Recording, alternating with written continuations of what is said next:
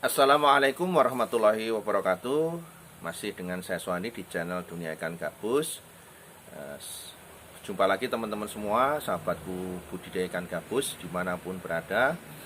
Ya, tetap semangat hari ini. Mudah-mudahan tetap diberikan berkahan semua dalam hal budidaya, diberikan kesehatan, dan semua diberikan jalan keluar dari semua permasalahan yang saat ini dihadapi, termasuk permasalahan corona saat ini yang menimpa bangsa kita. Mudah-mudahan semuanya dimudahkan oleh Allah, semuanya disembuhkan, semuanya diangkat semuanya dari muka bumi ini, dan kita semua terbebas dari virus yang sangat mematikan ini ya. Oke, hari ini saya masih ingin menjawab pertanyaan-pertanyaan dari teman-teman seputar dunia ikan gabus. Ya mudah-mudahan seperti apapun keadaan seperti ini, pasti kita semua kena dampaknya. Ya, saya pun kena dampaknya juga dari hal virus corona ini. Karena untuk semua pengiriman ikan, baik yang ke dalam kota, tidak masalah ke dalam kota ya bisa kita kirim langsung. Yang luar kota terutama, yang untuk pengiriman menggunakan jasa kereta api maupun pesawat terbang, sampai hari ini sudah tidak bisa dikirim kembali. Ya. Belum ada batas waktu kita bisa mengirim ikan lagi untuk tujuan ke luar kota maupun ke luar pulau ya, dengan menggunakan kereta api, travel, bus ataupun menggunakan pesawat terbang, semuanya belum bisa dilaksanakan ya, tertunda lah ya, sampai batas waktu yang belum bisa ditentukan. Jadi kita semua berdoa mudah-mudahan semua ini cepat berlalu sehingga perekonomian kita semua akan bisa pulih kembali ya. Oke, sampai pertanyaan berikutnya dari Bapak Sukarjo di Indramayu ya. Tanya Pak, saya pemula mau coba pembesaran ya, baiknya kalau beli bibit yang umur berapa yang tidak rentan mati. Untuk pembesaran ikan gabus itu tingkat kematian ya, itu sebetulnya untuk ukuran benih yang memang sudah kuat ya, rata-rata sudah 1 bulan ke atas. Tetapi juga perlu diperhatikan tergantung juga benih itu saat diproduksi. Ya, jadi contoh misalkan, kalau kita membeli benih yang dalam proses pembuatannya hatchery, pembibitannya di dalam ruangan ya, indoor ya, ada UV-nya rapet ya, kemudian tidak terkena air hujan, itu akan berbeda benih yang saat kita budidayakan pembesaran benihnya di tempat yang terbuka, air hujan keluar masuk. Ketahanan ikannya juga berbeda. Ya. Jadi seperti di tempat saya sendiri ini, semua benih itu dari sejak larva menetas sampai dia umur 1 bulan tidak ada UV-nya, semuanya terbuka, dan ya alhamdulillah sehat-sehat saja, tidak ada masalah. Ya bahkan larva yang langsung kena air hujan pun dia tidak mati. Ya karena memang di tempat saya semuanya terbuka di sini, sejak telur pun dia terbuka, tidak ada UV atau yang melindungi. Nah kembali itu ke benih. Jadi benih yang sudah kuat biasanya usia 1 bulan, umumnya rata-rata 1 bulan untuk ditebar di kolam.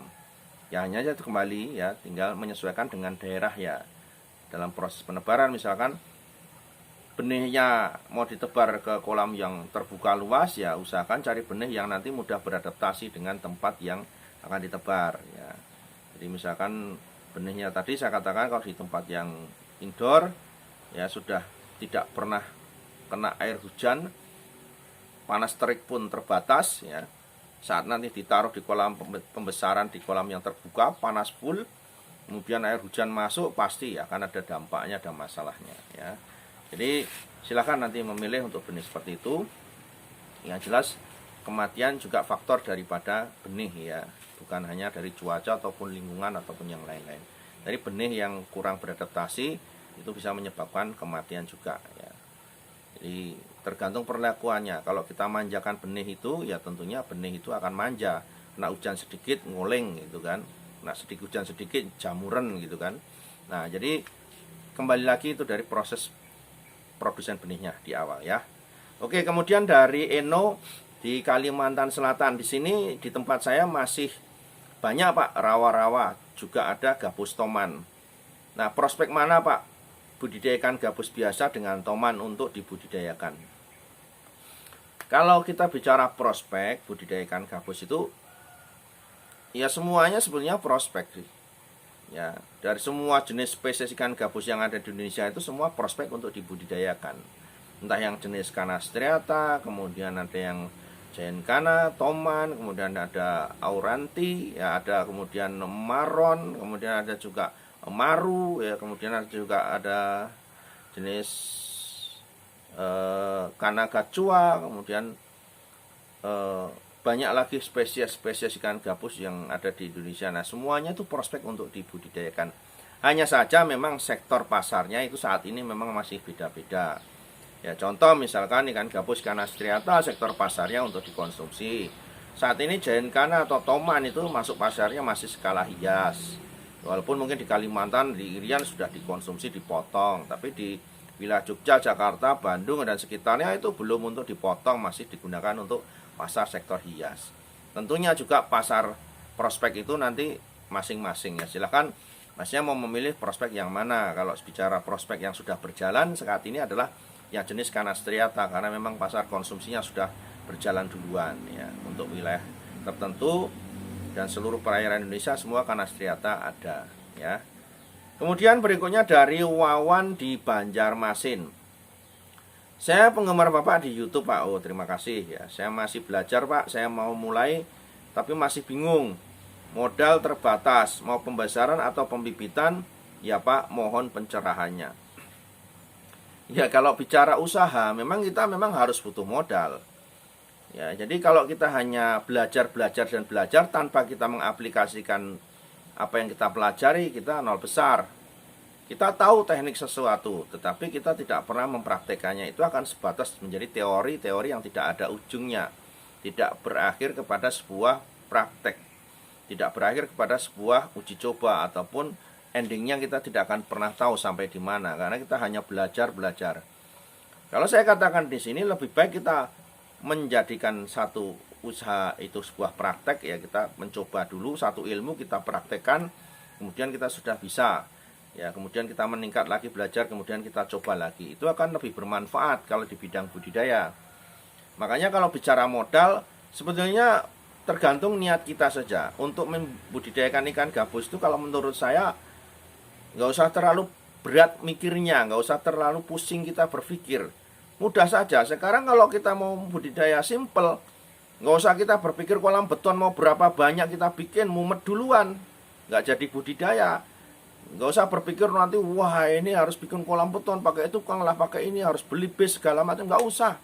Kalau memang sangat terbatas sekali minimnya, yang penting ada modal untuk beli bibit sama terpal atau plastik.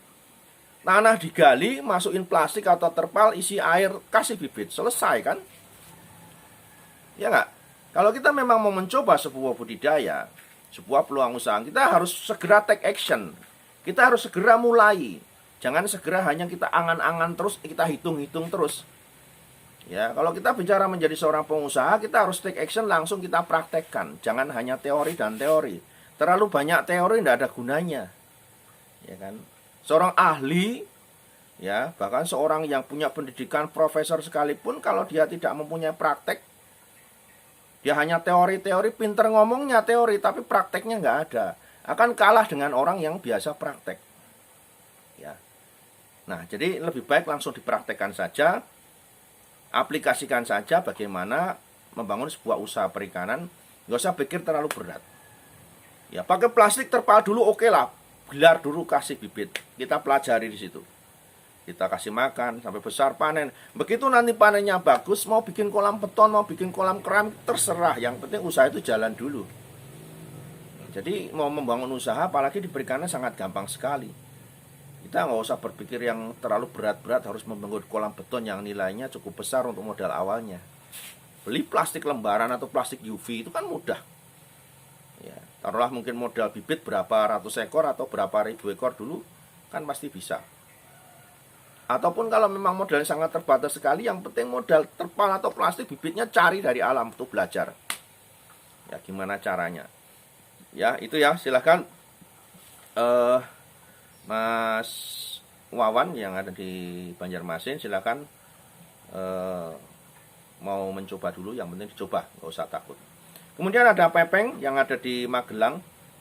Ya, adakah program kemitraan di perusahaan Bapak yang memberikan modal bibit dan pakan? Nanti kalau sudah besar panen dipotong bibit dan pakan, Pak. Di sini ya memang belum ada program seperti itu ya. Dalam artian program untuk benih dan bibit pakan dari sini. Awal-awalnya memang pernah berlaku seperti itu. Cuma memang karena memang kita untuk kontrolnya cukup sulit ya. Kemudian dari peternak juga belum banyak yang memang setulus hati mencintai perikanan, sehingga cara proses mereka merawatnya kurang bagus. Sehingga banyak kerugian-kerugian dari perusahaan yang sebenarnya itu hanya keteledoran daripada peternak ya. Mereka memang tidak serius untuk merawat ikan. Jadi saat ini memang belum ada Mas program seperti itu. Programnya adalah beli bibit dari sini, cash, kemudian nanti Mas Pepeng besarkan, kemudian nanti besar kita beli cash seperti itu ya. Oke, dengan Mas Pepeng. Oke, berikutnya di episode berikutnya tetap panteng terus channel Dunia Ikan Gabus ya, jangan kemana-mana. Mudah-mudahan tayangan ini bermanfaat buat teman-teman yang mencoba budidaya ikan gabus. Di sini kita belajar bersama untuk menggali potensi untuk menyelesaikan solusi tentang budidaya ikan gabus. Sekian dari saya Suwandi, tetap ikuti channel Dunia Ikan Gabus. Kita akan berlanjut ke episode berikutnya. Assalamualaikum warahmatullahi wabarakatuh.